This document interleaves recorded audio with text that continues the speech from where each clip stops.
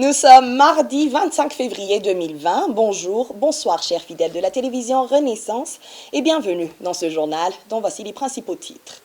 2 membres du parti CNL tués dans les communes Mubimbi et Nyabulaba en fin de semaine dernière, tous arrêtés et incarcérés après une attaque armée. L'un est mort criblé de balles, l'autre a été torturé à mort. Pas de prolongation des délais pour les dépôts de candidature. Le président de la CENI demande aux partis politiques de se conformer à la loi stipulée dans le code électoral. Et enfin, le candidat du parti CNDD-FDD au présidentiel général Évariste Ndayishimiye est le tout premier à déposer sa candidature au premier jour du début de dépôt des candidatures. Pendant ce temps, les candidats des autres partis politiques ou des indépendants ont toujours des difficultés pour avoir tous les éléments du dossier dans les délais prévus par le code électoral. Le développement de ce journal dans un instant. Page solidarité pour débuter ce journal. Il faut un dialogue social qui aboutirait à refixer le salaire minimum interprofessionnel garanti, adapté aux réalités du contexte actuel. C'est le souhait du ministre de la Sécurité sociale, Martin Nivyabandi, lors des réponses qu'il a données à l'Assemblée nationale sur le fonctionnement des institutions de la sécurité sociale. Les parlementaires ont voulu savoir la différence entre l'Institut national pour la sécurité sociale et l'Office national des pensions et risques professionnels. Révérien Wadikamwe. Lors de cette séance de questions au ministre Martin Nivyabandi, beaucoup de questions ont été posées, entre autres la question du fonctionnement de 2 institutions étatiques qui ont la même mission, la sécurité sociale et des fonctionnaires.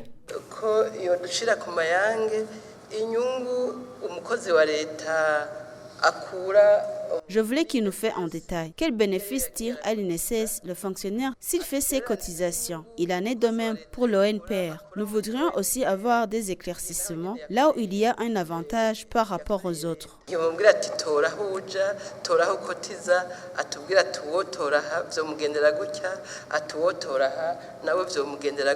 Ces 2 institutions s'occupent des fonctionnaires selon leurs statuts, qu'ils sont des sous-statuts ou des sous-contrats. La seule différence qu'on regarde est que les 2 institutions ne concernent que 2 catégories différentes. L'INSS qui s'occupe des sous-contrats et les services de sécurité. Et le NPR concerne que les personnes régies par le statut fonctionnaire ainsi que le statut des magistrats. Voyant l'évolution progressive de 2 institutions, le gouvernement, quant à lui, a donné sa contribution de base pour faciliter le fonctionnement de 2 entreprises. L'INSS fait ses calculs et montre à tous leurs membres des frais qui vont les aider dans l'avenir, tandis que le NPR utilise l'ancien système, c'est-à-dire le système des points. Par analyse de nos experts, on a vu qu'il s'avère nécessaire d'harmoniser le système de décompte. C'est ça la différence.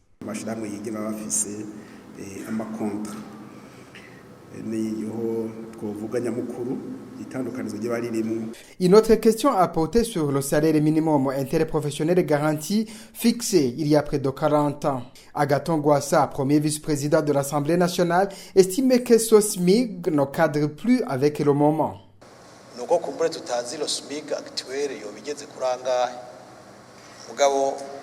Mais le SMIC actuel arrive à combien ? Ce serait mieux qu'il soit bien défini afin qu'il soit reconnu par les employés et leurs chefs pour permettre à tout le personnel de reconnaître son salaire qui va répondre à son souci, que ce soit dans le secteur public et privé, pour satisfaire à ses besoins.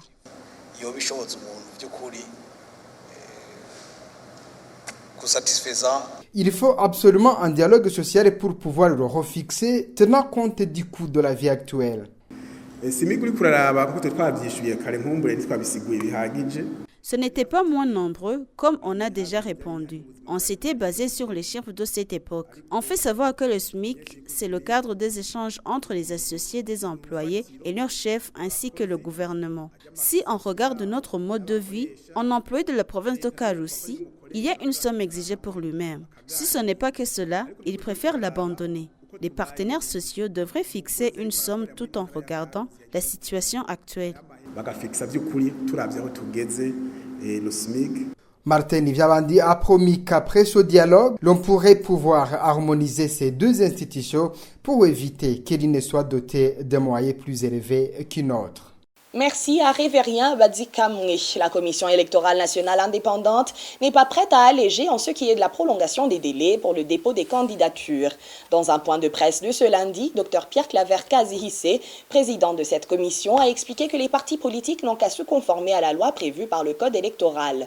Il a également confirmé que le paiement de la caution de 30 millions reste une exigence pour avoir un dossier complet. Suivez. La caution, c'est une obligation légale. Vous savez, la caution est exigée. C'est une des conditions de l'acceptation d'un dossier de candidature, que ce soit pour les présidentielles, que ce soit pour les députés, que ce soit pour les sénateurs. Donc, tout dossier qui viendrait sans avoir réglé la caution ne pourra pas être accepté. Concernant les délais de dépôt, c'est vrai, vous dites qu'il y en a qui ont des difficultés pour pouvoir rassembler tous les éléments. C'est possible, mais il faut qu'ils puissent accélérer un tout petit peu leur travail, parce que nous ne savons pas modifier les délais qui sont donnés en ce qui concerne, n'est-ce pas, le dépôt des candidatures. Comme je le disais, la CENI est en charge d'exécuter ce qui est déjà légalement adopté, ce qui est déjà dans les dispositions réglementaires, mais la CENI n'est pas là pour pouvoir changer ni la loi, ni les règlements. Donc,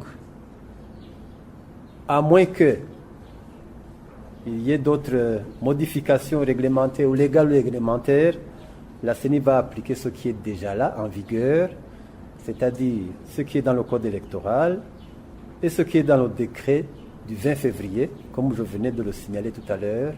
Et donc les délais qui sont repris dans ces textes-là seront respectés. Voilà ce que je pouvais dire. Nous continuons notre journal avec cette brève. Les assassinats des membres du parti CNL se multiplient. Les plus récents procèdent du même mode d'exécution. Les victimes sont d'abord arrêtées avant d'être tuées. C'est le cas de 2 hommes des communes Nyawiraba et Mubimbi de la province Bujumbura, tous 2 tués en fin de semaine dernière. Le premier apparaît dans une vidéo assis, vivant, les bras ligotés derrière le dos, au milieu de plusieurs personnes. Le même homme a ensuite été photographié seul, mort, tout ensanglanté, criblé de balles. Le deuxième, Félix Ndekurio, était chef collinaire du parti CNL dans la commune Mubimbi, arrêté et incarcéré au cachot communal. Il a subi des tortures jusqu'à ce que mort s'en suive. Le calvaire s'est acharné sur sa famille puisque l'administration a refusé à son épouse de l'enterrer et c'est la commune qui a procédé à son inhumation. Les 2 victimes avaient toutes été arrêtées après une attaque armée. Ils ont été accusés de complicité avec les assaillants. Les 4 reporters du groupe de presse Iwachu totalisent ce mardi 127 jours d'incarcération. Ils ont été condamnés le 30 janvier à 2 ans et demi de prison et une amende d'1 million chacun par le tribunal de grande instance de Bubanza. Le siège était constitué de Parfait Muvunyi comme son président, Ihui Tonzeri Kekaneza, Clarisse en même temps la présidente du tribunal de grande instance de Bubanza. Le substitut du procureur à Bubanza, Nami Kebzo Jean-Marie Vianney, leur avait requis une peine d'emprisonnement de 15 ans. Et pour rappel, ils ont été arrêtés le 22 octobre dernier à Bubanza, alors qu'ils se rendaient en commune Musigati pour un reportage sur les affrontements qui opposaient des rebelles et les forces de l'ordre. Christine Kamikazi, Agnès Ndilubusa, Terence Mozenzi et Gida Lilimana sont accusés de tentative d'atteinte à la sécurité intérieure de l'État. Le candidat au présidentiel du parti CNDD-FDD a déposé sa candidature à la Commission électorale nationale indépendante ce mardi. Général Évariste Ndayishimiye est le premier à déposer sa candidature au premier jour du début de dépôt des candidatures. Les candidats des autres formations politiques ou des indépendants disent qu'ils ont des difficultés pour avoir tous les éléments du dossier dans les délais prévus par le code électoral. Un autre défi qui se pose, c'est la somme de caution équivalent à 30 millions de francs burundais. La date de fin de dépôt des candidatures pour les présidentielles est prévue au 5 mars.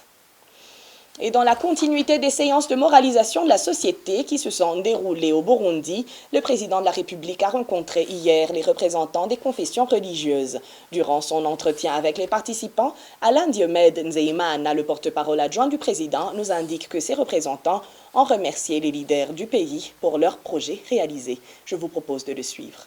C'est la 4e fois que Son Excellence rencontre ses représentants et qui remercie extrêmement les leaders de ce pays, surtout les décisions par exemple d'éduquer gratuitement les enfants à l'école primaire ou tout simplement donner des soins médicaux gratuitement aux enfants de moins de 5 ans, etc. etc.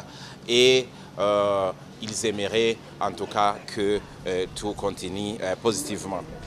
Et comme vous le savez, les sessions de moralisation de la société sont animées aussi par les conseils principaux de Son Excellence de la République qui ont en fait conclu cette première partie, ce que l'on peut dire, la première partie de la moralisation de la société, et tout en montrant encore une fois, en rappelant le pacte d'impérialisme qui montre le rôle des colonisateurs et dans la division de ce pays, mais aussi du continent africain, montrer à travers par exemple l'éducation que leur rôle était plutôt négatif que positif. En concluant à cette session, les leaders des confessions religieuses ont prié pour Son Excellence et Son Excellence a prié à son tour à la foule présente. Et comme c'est la dernière fois que pendant cette première séance, disons, tome 1, Son Excellence, le président de la République a reçu deux vaches de la part de cette association, mais aussi d'autres cadeaux. Un centre olympique d'entraînement de haut niveau va bientôt être construit à Mugamba. C'est pour cela que le Comité national olympique a organisé une manifestation sportive pour mobiliser les fonds nécessaires. C'était ce dimanche 23 février dans la ville de Gitega. Reportage Thierry Wigilindavzi. Les travaux de construction d'un centre d'entraînement olympique de haut niveau débuteront ce 29 février 2020 à Mugamba dans la province de Bururi. Le Comité national olympique du Burundi, qui a initié ce projet, avait organisé ce dimanche 23 février une manifestation sportive à Gitega, la capitale politique du Burundi, dans l'optique de mobiliser les moyens financiers pour le démarrage de ce chantier. Lydia Nsekela, la présidente du Comité national olympique du Burundi, a expliqué aux participants et aux invités la motivation d'une construction d'un centre d'entraînement olympique. Nous avons un terrain très ancien à Mugamba. On a pris une décision de changer ce terrain de jeu comme un centre olympique de haut niveau pour faciliter tous les athlètes à mieux se préparer. Une place qui devient la rencontre de toutes les disciplines. Nous avons le plus souvent un souci lorsque les athlètes sont éparpillés en Ouganda, au Kenya, avec le problème de visa. Voilà, on s'est dit c'est impossible. Nous devons le construire au Burundi.